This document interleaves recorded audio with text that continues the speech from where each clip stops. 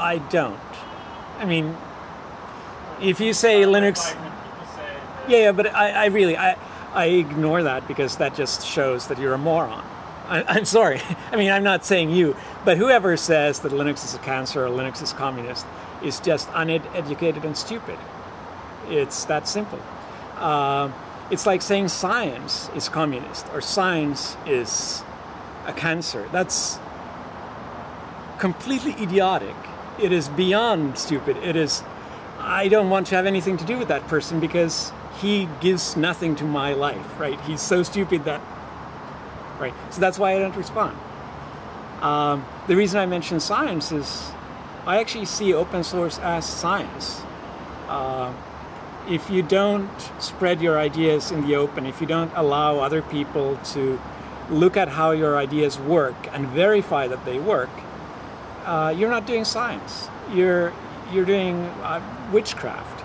And traditional software development models where you keep things inside a company and hide what you're doing, they're basically witchcraft. And open source is all about the fact that, hey, it is open. I mean, that's part of the name, but it's people can actually look at what you're doing and they can improve it and they can build on top of it. And one of my favorite quotes from history is Isaac Newton, who was apparently not a very nice person, but he was certainly smart. And he said, if I had seen further, it has been by standing on the shoulders of giants, where the whole point is, in order to reach greatness, you have to be able to build on what has gone before you. And that is what open source is all about. If you don't do that, you're doing something wrong. And I think it's why Linux has been so successful and open source has been so successful. So then you have these witch doctors who say, no, this is wrong because this is taking away our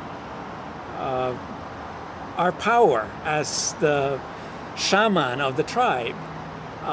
And I say, you're a fucking moron. Can I say fucking?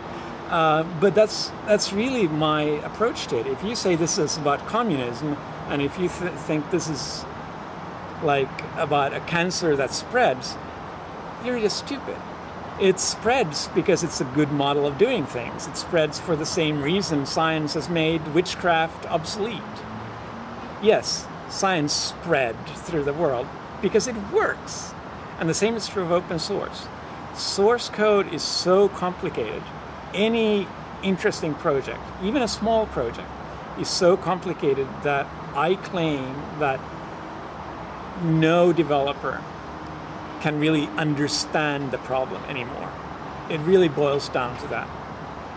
You need to have more than one developer. You need to have more than one development team because different groups will use that project in different ways. And you need to be able to be open to just cater to all these needs. And this is what I feel. This is the only issue that I really feel strongly about, is that the openness is really important in order to really allow technology to work right. You can't do complex things in a hidden environment where you try to control it, because the control will basically limit your technology. I don't do the whole visionary thing.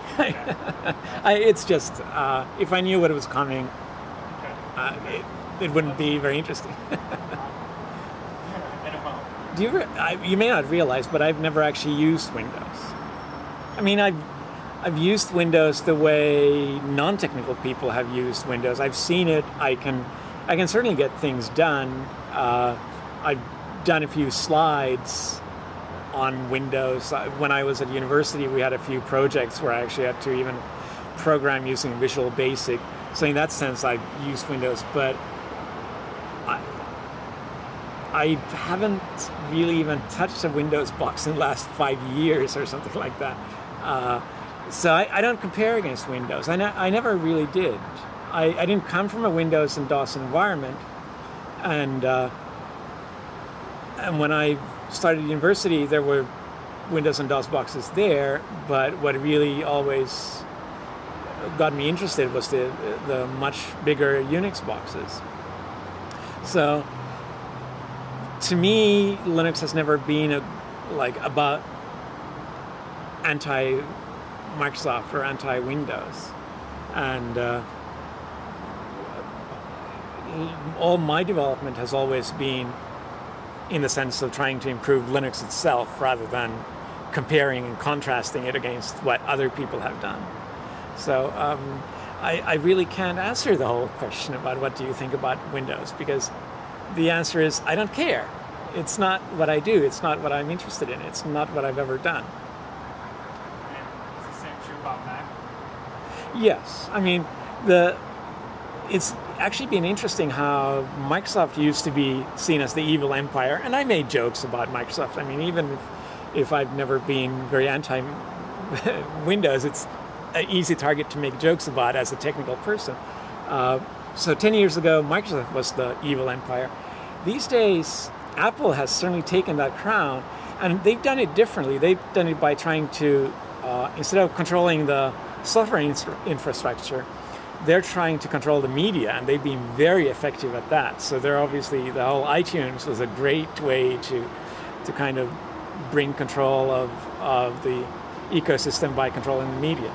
And but at the same time, what do I care? I get my music off Amazon. I don't need iTunes. I can't say I interact with them. I've seen Bill Gates at one conference in the distance. I don't think we ever spoke. I have been to one meeting with Steve Jobs. That's like almost 10 years ago. He was trying to convince me to start working on OS X instead of Linux, and I said, sure, if you switch it to Linux, but it wasn't going to happen. I work with engineers. I don't work with famous people. I mean, even the companies that use Linux and are famous for using Linux, like IBM or Red Hat or Google, I don't work with them at a CEO level. I work with them at an engineer-to-engineer level. So the people I actually work with are people you've never heard of unless you're a technical kernel person. I don't think it is about morals. I think if the open source code has a license that allows you to turn it proprietary, fine. I mean, that's what the people who wrote that piece of code wanted. It's not about being moral or immoral. To some degree, it's about doing what you can with the tools you have, right? And so a lot, not at all, but a lot of OS X has come from open source roots. Some of them allowed you to make the results be proprietary, like the core OS itself, and some of it didn't, like Safari. Everybody knows Safari. Not many people tend to think about the fact that it actually comes from open source roots, and that particular open source project had a license that said you have to give back. So Apple did. They may have gnashed their teeth a bit when they did so, but they did, and they improved that project. And a lot of people are actually using that technology that Apple used and that Apple also helped improve today. So open source, to me, is not about moral choice. It's about just doing what's right and what's fun, and if it really isn't about, hey, you shouldn't do that, you should do something else. No, do whatever you want.